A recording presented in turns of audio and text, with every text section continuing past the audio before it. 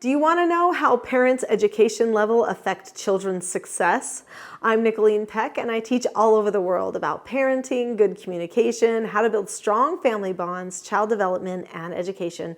And in this video, we're talking about how a parent's education level affects their child. In this video, we're going to talk about how the education level of the parent affects the success of the child, but we're also going to talk about some other key factors that might interest you about what could lead to additional success for your child.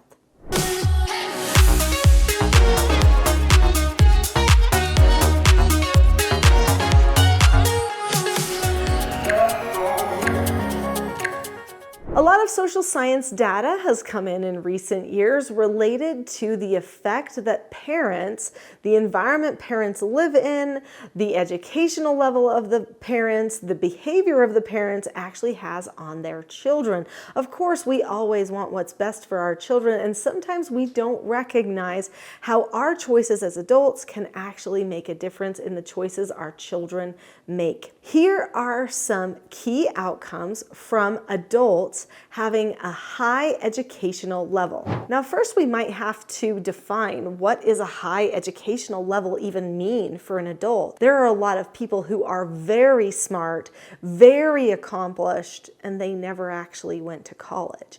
I think when we look at things from maybe a legislative standpoint, we automatically think, well, bachelor's degree, master's degree, doctorate degree. We think of certain degrees that parents get.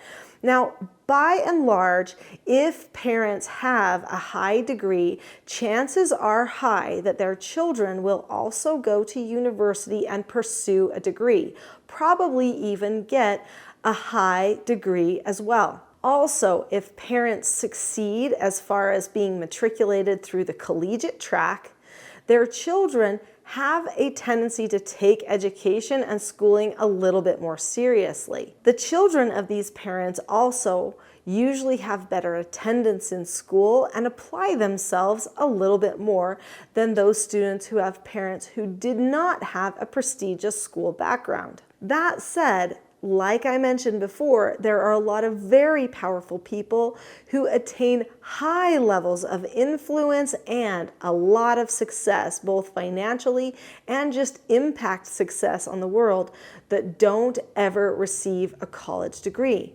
So what makes these people different? Do they still have a high educational level? The answer is yes. I learned something as a homeschooler. So I decided to homeschool my biological children. All of my foster children were, of course, required to go to school. But I learned something when I was associated with that community of homeschool parents, that there were many of these homeschool parents who were teaching classes, really hard classes, foreign language, art history, physics, all kinds of things that were really high-level programs based in the classics. And they actually did not have a degree in that material. Sometimes some of the parents didn't have a degree in anything. But those parents loved learning, and they thought learning was so important that they even would take on teaching their children in a homeschool environment. Did those people get less outcomes with their children because they didn't go to college?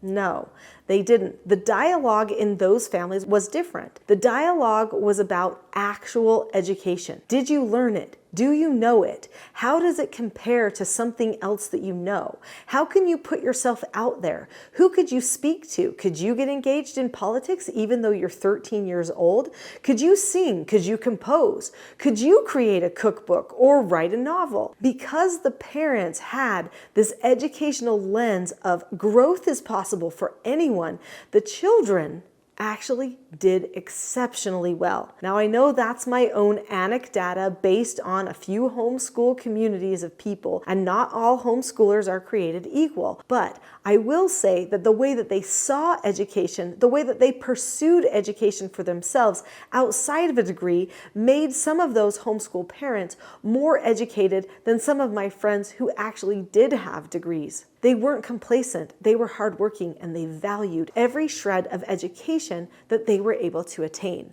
Education is not about a piece of paper or a matriculation. Education is a way of seeing the world. So what happens to a child who has a parent who sees through the lens of learning and education? That child is going to be a different sort of person in the world. That child will be a leader. They'll be different. They won't just go along and go through the hoops like everybody else does around them that's on the general school matriculation track. Instead, they will emerge as thought leaders. They will see things differently because they were trained by a person who saw education holistically instead of as a matriculation process. That said, I still want my doctor to have gone to medical school, but what I am saying is that education is more about the way that you see learning than it is about whether somebody told you you did enough of it yet or not. Another effect that is important to bring up is that children who are raised with parents who are educated are less likely to live in poverty. Usually they will see solutions to their problems and not allow themselves to be in circumstances like poverty. Speaking of income, a family's income actually has effects on their children. I know that's a hard one to take because sometimes your income just is what it is and you don't have tons of control over it at certain phases of life. But when a child, especially in their younger years, is raised by a family who has a good income, then that child usually has other experiences that prepare them to see the world with a greater lens.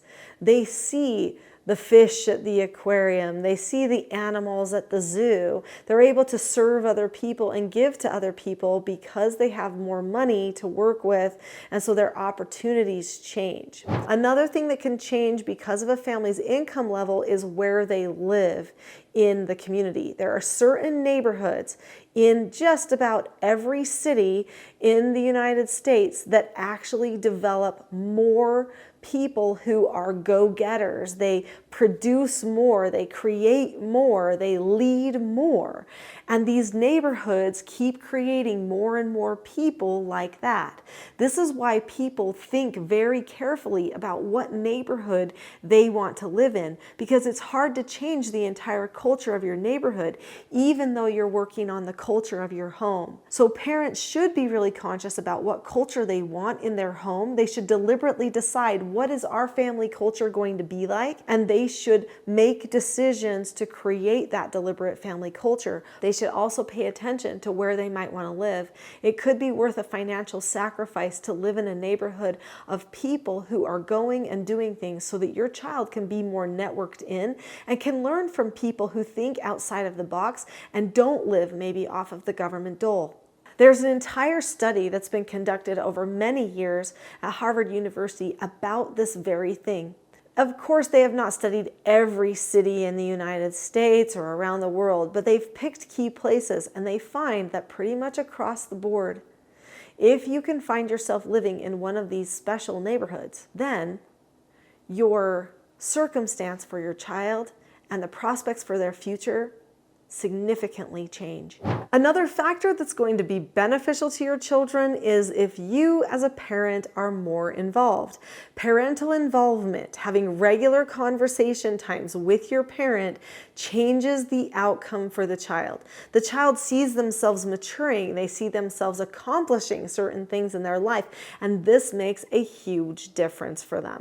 As part of the Teaching Self-Government Parenting System, we have a series of journals that parents can use to have meetings with their children and to really engage in them. I could talk about multiple different journals and meetings, but I just wanted to highlight this one right now, which is the mentoring journal. So every one of our children had one of these journals. We would meet together with them regularly and we would discuss the different areas of their development. We would talk about their academic development, their personal development, their social development, their physical development. We would make sure that they understood that they needed to deliberately approach their development. Now, when parents have these types of conversations with their children and they put their children in the driver's seat early on with a lot of things in their life, and they have planning sessions. They learn how to schedule. They take these types of deliberate approaches with their children. Their children become different than the rest of the children in the world that are waiting for life to happen to them.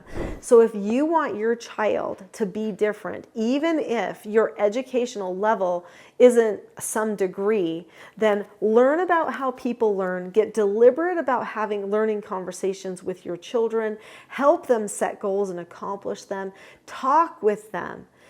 Change what you can, and you can start right now with the conversations in your home. There's a lot more skills of self-government that I can teach you. You can find out about all of these things on my website, which is teachingselfgovernment.com. That's where you can find this book and many more in the store. Go to teachingselfgovernment.com today. I'll see you there.